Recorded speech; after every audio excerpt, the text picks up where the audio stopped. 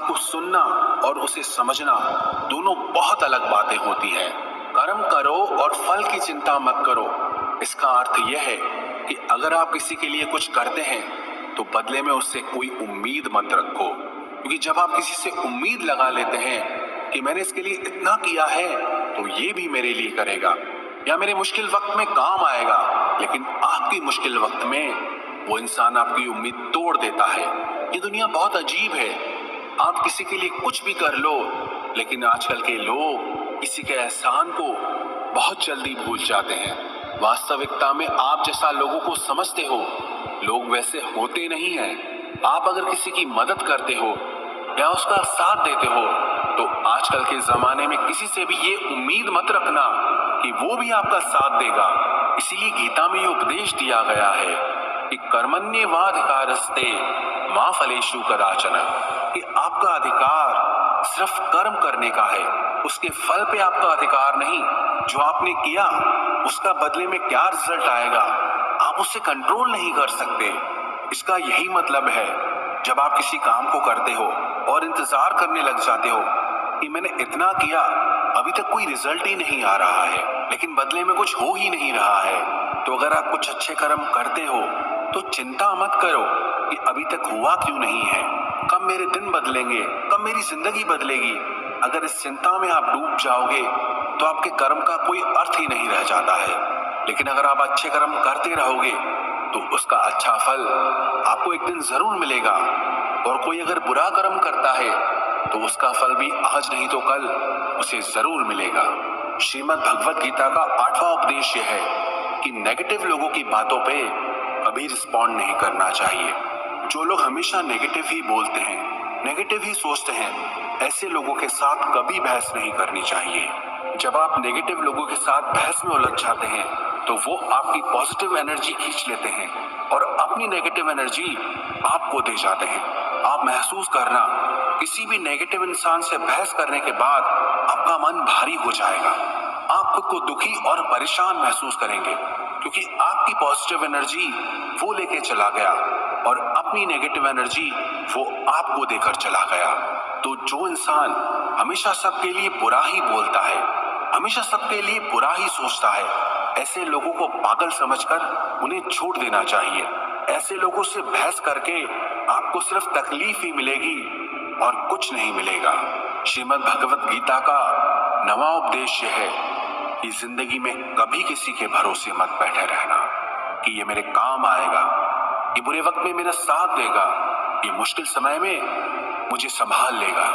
जो लोग किसी के आसरे बैठे रहते हैं ना, वो मुश्किल समय में हमेशा अकेले हो जाते हैं। इस दुनिया में कोई किसी का सगा नहीं है। हम रोज लोगों की कहानियां सुनते हैं कि अपने ही अपनों को चोट पहुंचा रहे हैं, मुश्किल वक्त में अपने ही अपनों को छोड़ के चले जा रहे हैं। तो भी अगर आपकी आंखें नहीं खुलती, आपको समझ नहीं आता, तो आप भी उसी दुख के रास्ते पे जा रहे हैं जहां सारी दुनिया जा रही है। लोग न कभी किसी का सहारा बने हैं न बन सकते हैं। आपका सहारा या तो आप स्वयं हैं या वो ईश्वर है। इसलिए अपने अलावा कभी भी किसी को अपना सहारा समझकर नहीं बैठना चाहिए। श्रीमद् भगवत गीता का 10वां उपदेश है कि सुख और आनंद इंसान के अंदर ही है, लेकिन इंसान उसे बाहर दुनिया में ढूंढता रहता है, उसके लिए भटकता रहता है। कहते हैं कि हिरण की नाभि में कस्तूरी होती है जिसमें से बहुत सुंदर सुगंध निकलती है, और उसे समझ नहीं आता ये खुशबू आ कहां से रही है। वो पूरे जंगल में भटकता रहता है, ढूंढता रहता है कि ये खुशबू कहां से आ रही है, लेकिन उससे वो खुशबू कहीं बाहर नहीं मिलती, क्योंकि वो बाहर है ही नहीं, वो उसके अंदर ही है।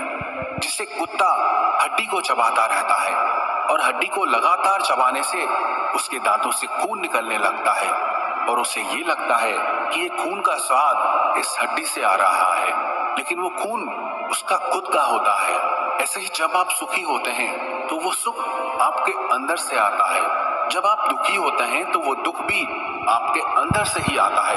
बाहर की चीजें बदलती रहती हैं, लेकिन सुख और दुख आपके भीतर की चीज है, बाहर की चीज नहीं है।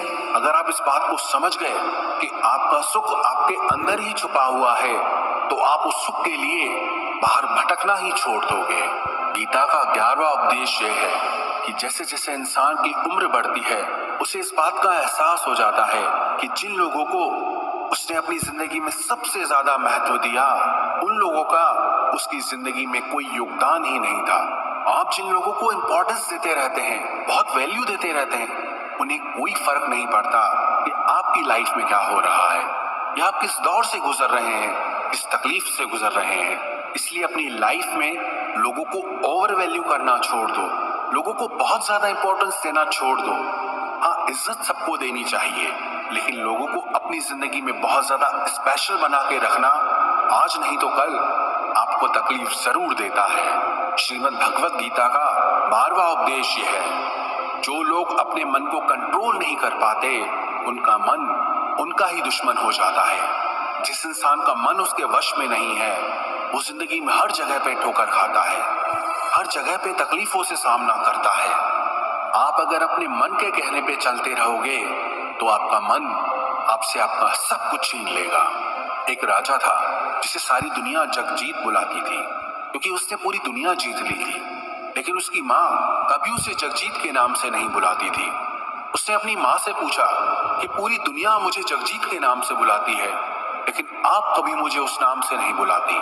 तो उसकी माँ ने कहा कि चाहे तूने पूरी दुनिया जीत ली है, लेकिन तूने अपने मन को नहीं जीता है, और जिस इंसान ने अपने मन को नहीं जीता है मेरी नजर में वो इंसान हारा हुआ ही है। असली जगजीत मैं तुम्हें तब मानूंगी जब तुम अपने मन से जीत जाओगे। दुनिया से जीतना तो बहुत आसान है, लेकिन इंसान अपने मन से हार जाता है, अपने मन को नहीं संभाल पाता है। और जो इंसान अपने मन से जीत गया वो पूरी दुनिया जीत सकता है। श्रीमद् भगवत गीता का 13वां उपदेश यह है कि दुख और सुख जीवन में मौसम की तरह आते रहेंगे। ना सुख हमेशा रहने वाला है और ना ही दुख हमेशा रहने वाला है। इसलिए दुख आए तो उससे घबराना नहीं चाहिए, और सुख आए तो उस सुख की खुद को आदत नहीं लगानी चाहिए। ये जीवन परिवर्तनशील है, यहाँ सब कुछ बदलने वाला है, इसलिए चिंता मत करो। अगर कोई दुख भी है तो ये भी एक दिन बदल ही जाएगा। श्रीमद् भगवत गीता का 14वां उपदेश यह है कि जो होना है वो होकर ही रहेगा, और जो नहीं होने वाला वो कभी नहीं होगा। जो लोग इस बात को समझ जाते हैं उन्हें कोई चिंता नहीं रहती, क्योंकि जो होने वाला है उसे आप रोक नहीं सकते, और जो नहीं होगा उसकी चिंता करने की कोई जरूरत ही नहीं है, उससे डरने की कोई जरूरत नहीं है। इसीलिए आप सिर्फ अपने लक्ष्य पर ध्यान दो, अपने जीवन का आनंद लो।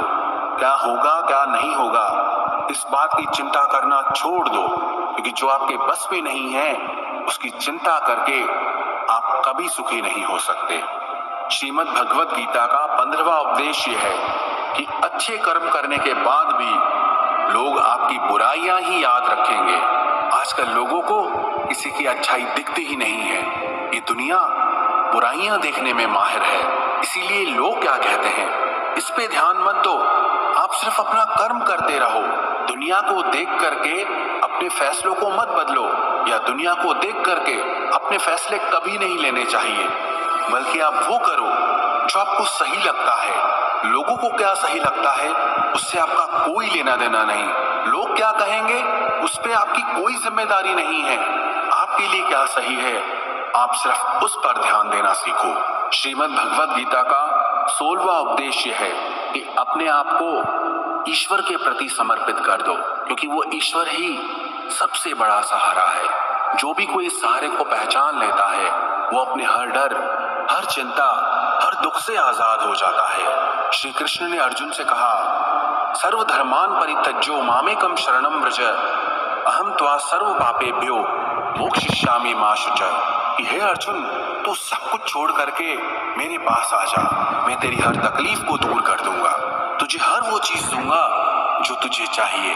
जो लोग ईश्वर को अपना सहारा मानते हैं उन्हें कभी किसी का सहारा नहीं लेना पड़ता, और जो लोग दुनिया को अपना सहारा बनाते हैं वो हमेशा बेसहारा हो जाते हैं। श्रीमद् भगवत गीता का 17वां उपदेश यह है कि आपका क्या गया जो आप रोते हो, आप क्या लाए थे जो आपने खो दिया, आपने क्या पैदा किया था जो नष्ट हो गया, आपने जो भी लिया यहीं से लिया, जो भी दिया यहीं पर दिया, जो आज तुम्हारा है कल किसी और का था और आने वाले कल में वो किसी और का हो जाएगा।